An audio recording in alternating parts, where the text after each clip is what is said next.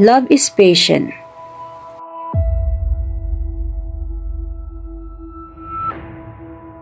Kind.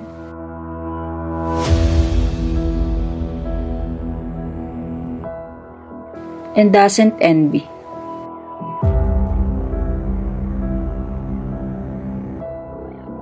It doesn't boast.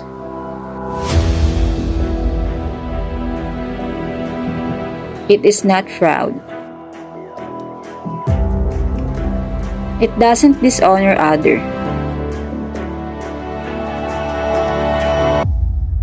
It is not self-seeking.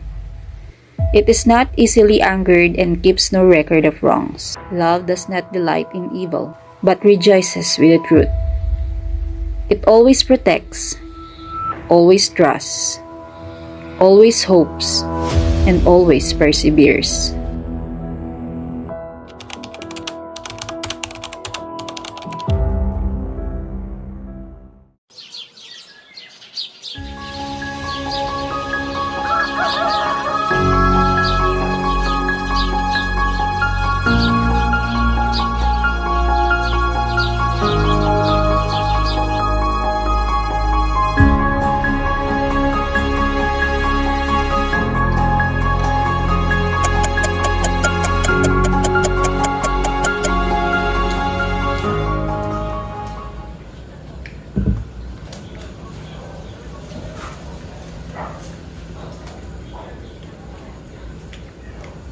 Selo, Han, breakfast is ready. Let's eat.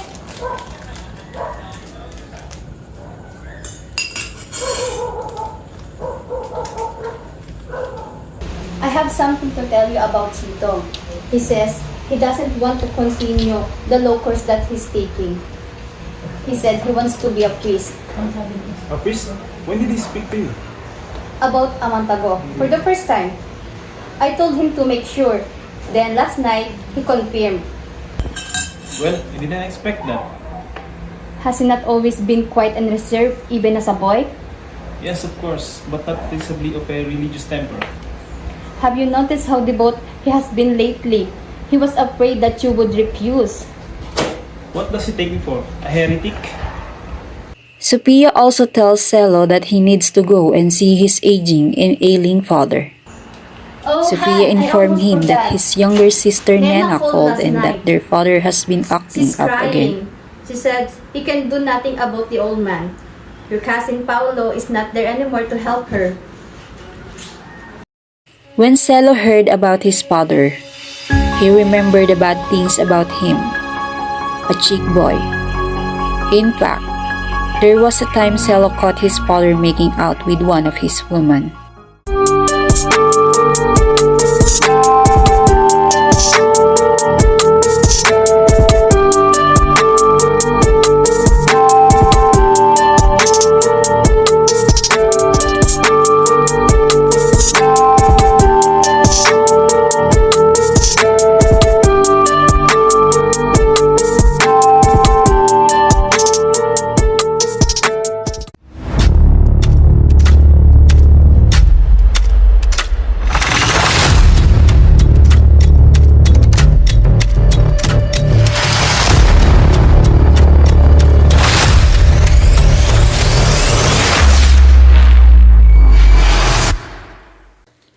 Celo was so angry about it, so he drove the woman away. Since you drove his woman away, your father has certainly become wild.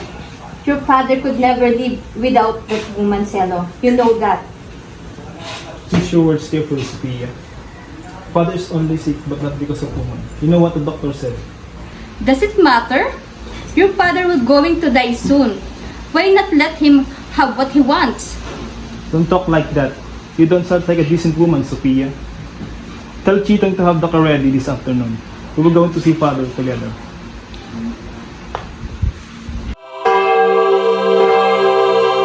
Celo went to church to pray. Chitong is always praying there.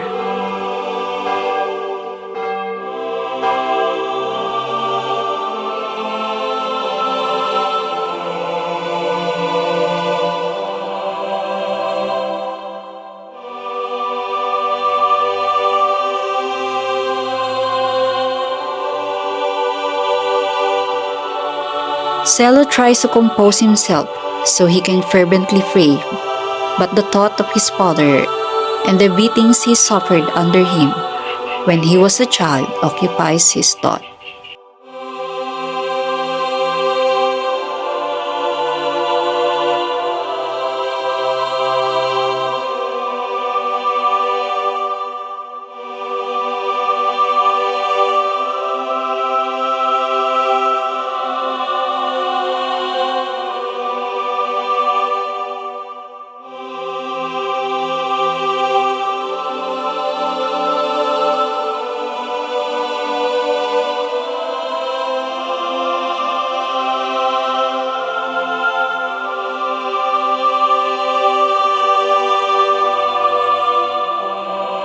Chitong looks around towards his father, but Celo turns away and walks out of the church.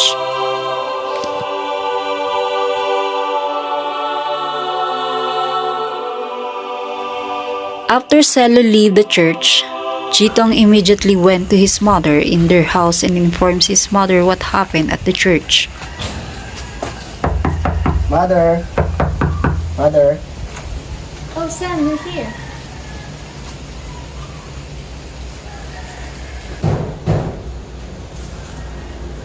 Mother, did you know? Yes, he did. He's surprised, but not angry at all. But the way he looked at me in the church, he must be upset. You know your father, Chitong. He is really concerned of what you're going to make in life. No, I couldn't focus or praying. Mother, last night, I said I was sure about that thing. How should I say it? I feel sorry for him. I should have forced the law, but mother, it's alright. It's good for me. What are you talking about, son? Nothing. You're going to accompany your father to your grandfather. Your grandpa is getting worse.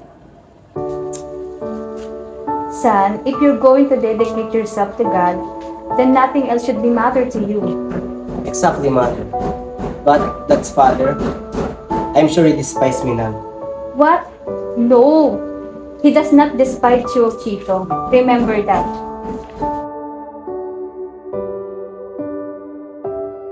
Something bold and fiercer. But unfortunately, nothing even a dot could be felt. Barriers are still unbroken and the fashion of Chitong is something uncertain to understand. Later on, piece by piece, unfolded by the barricade between Chitong and Celo. Your mother told me that you want to abandon law. Yes, father, I'm sorry. Just couldn't believe. It's sudden, father. I already made my decision. Well, how did you know? I woke up one night, then I know I want to serve to God.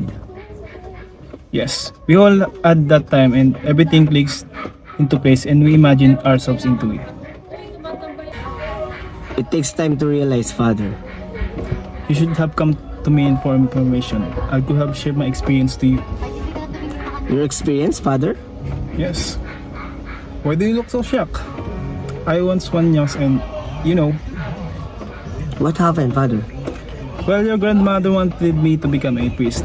But after she died, I immediately abandoned the idea. I never knew that before. Yes. I actually never told anyone about that.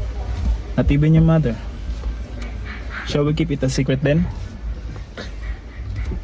The hedge has been wrecked out, comfortably speaking with open heart with each other.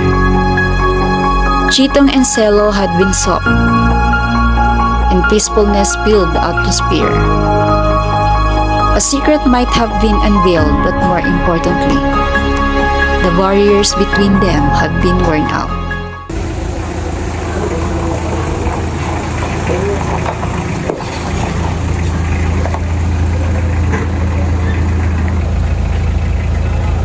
Celo and Chitong drives to the house where his ailing father lives.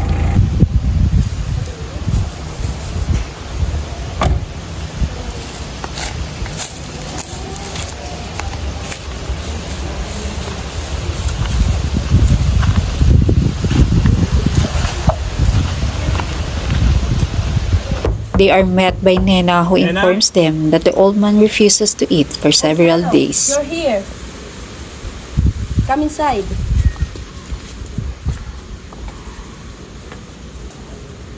How's father? He's not been eating for days. He's always like that. And he's always asking for that woman. Nena also tells Cello that he keeps on asking for the girl.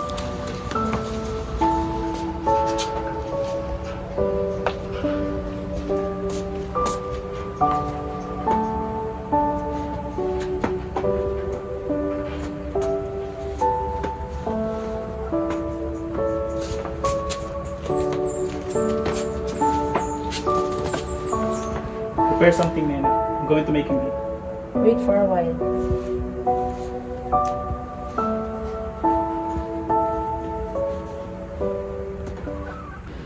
But father, why have you driven Paulo away? Oh, come on. Don't be like that. It's been so long since I met you. Are you okay? The old man refuses to speak to Cello and defies his every Look at move. me. Father! Go to your aunt, Chitong. She might want your help. Go bring the food here.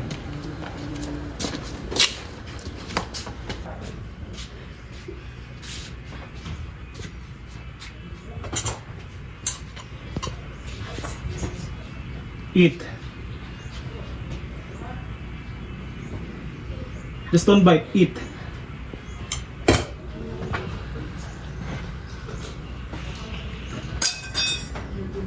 Godfather, I don't know what to do with you now.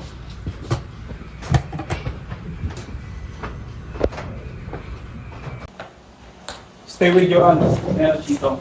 I leave the car to you.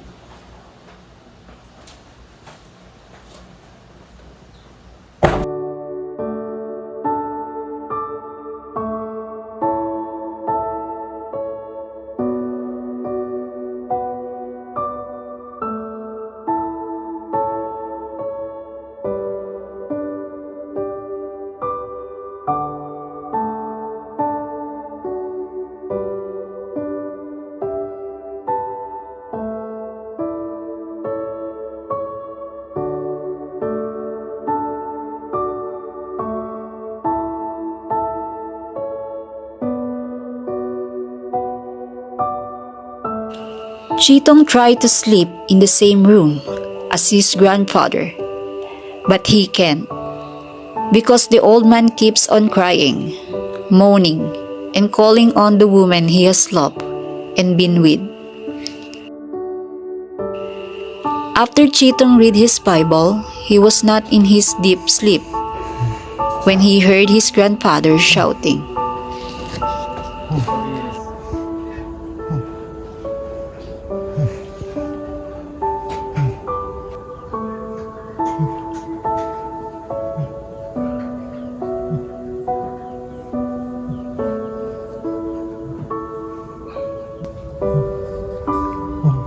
Christina! Christina! Christina! Christina!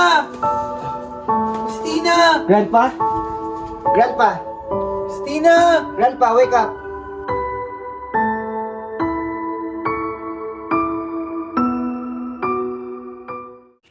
Poor father. He's always on delusions.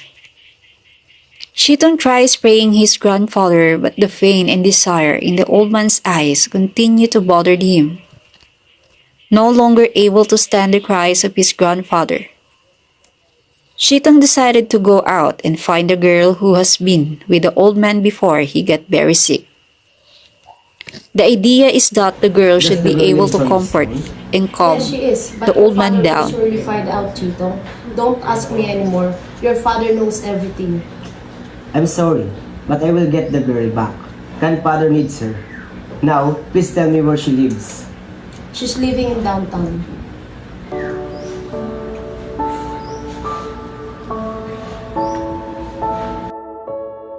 Chitong asked Nena about his grandfather's girl, and he was able to find the girl's house because it is also living in their town.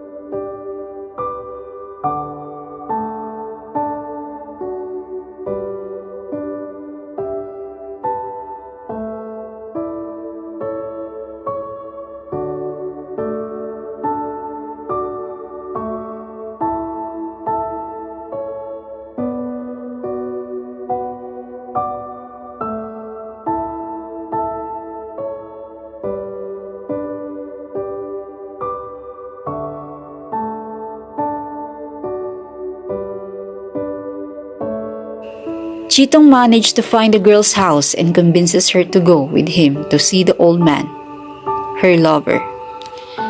Back at the old man's house, they are met by Nena. Nena tells them that Chitong's father has come.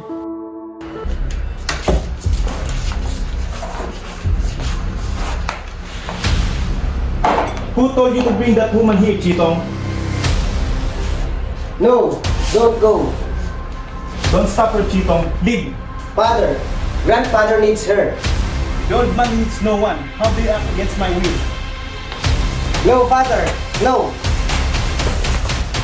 No, father. Silo, stop! Father. Father. Father.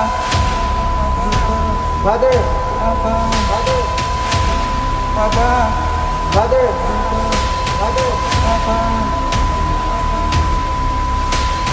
Father. The bond might be a little attached to each other's heart, but the intention and desire are unable to be inferred out of control by Chitong's hands. Celo became the man he hated the most. Realization became more complex and tangled with experience Celo had listed in water before.